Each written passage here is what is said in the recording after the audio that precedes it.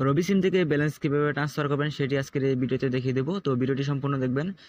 রবি সিম থেকে টাকা ট্রান্সফার করার জন্য প্রথমে আপনাদের যে কাজ করতে হবে, আপনাদের মোবাইলের ডায়াল অপশনটি ওপেন করতে হবে।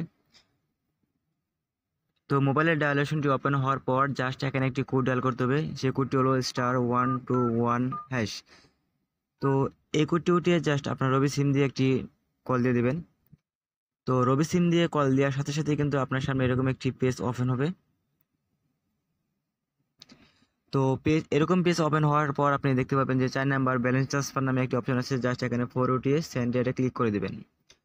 তো 4OTS সেন্ড ক্লিক দেওয়ার সাথে সাথে আপনি এখানে দেখতে পাবেন যে 1 নাম্বার আছে ট্রান্সফার ব্যালেন্স, জাস্ট এখানে 1OTS সেন্ড এটা ক্লিক করে দিবেন।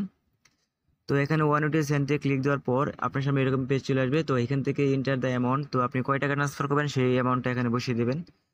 তো অ্যামাউন্টটা বসানোর পর তারপর আপনি সেন্ডে আরও একটা ক্লিক করে দেবেন।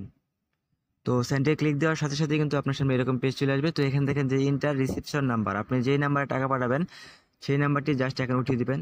তো নাম্বারটি উঠানোর পর তারপর আপনি যে কাজ করবেন, আপনি সেন্ডে এটা ক্লিক করে দেবেন। তো সেন্ডে ক্লিক দেওয়ার সাথে সাথে কিন্তু আপনার সামনে এরকম একটি এসএমএস চলে আসবে। তো এখানে দেখেন যে এসএমএস এর মাধ্যমে আপনাকে শীঘ্রই তথ্যটি জানানো হবে। তো তারপর কিন্তু আপনার মোবাইলে একটি এসএমএস চলে আসবে, সেই এসএমএস এর মাধ্যমে জানতে পারবেন যে আপনার ব্যালেন্সটি ট্রান্সফার হয়েছে কিনা। তো আমার সিমে একটা এসএমএস চলে আসছে।